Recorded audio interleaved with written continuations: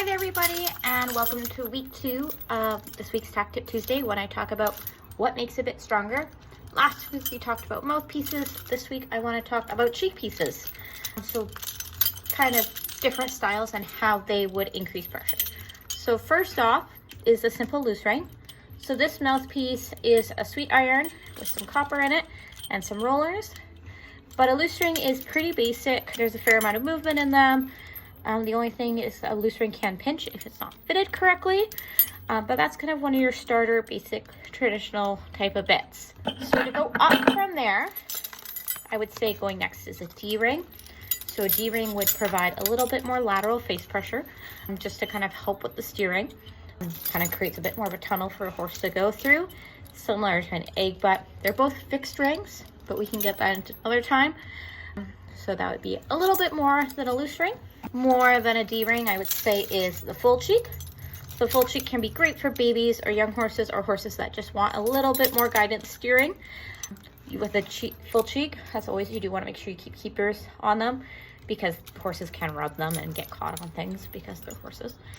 But that's your next step up.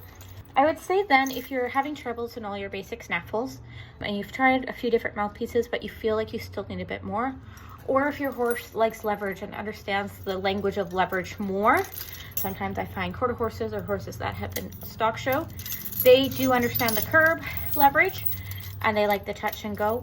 So for horses like that, I do really like a kimberwick. It's got a nice little palette, and it's just got a couple little rings that you can increase your leverage with. So once we're increasing leverage, we're also introducing pull pressure, chin pressure, because we'll put a curb chain on. The curb chain is important because it's going to stop the amount of rotation the bit can apply, and that will just increase the level of pressure on the horse's face. Curb pressure often asks the horse to curl their head in, comparative to the gag, which I'll show you in a bit. So next up in leverage, after a kimberwick, I would put a pelham. So a pelham is going to have a longer distance away from the fulcrum, so that's going to increase the amount of pressure, which means you'll only need like 1 pound of pressure to have 2 pounds of pressure in the mouth. The longer, the greater the ratio. And it will still have pull pressure, chin pressure.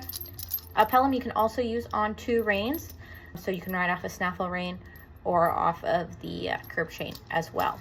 So going into the other world of it, we'll have gags. So gags offer a different type of movement.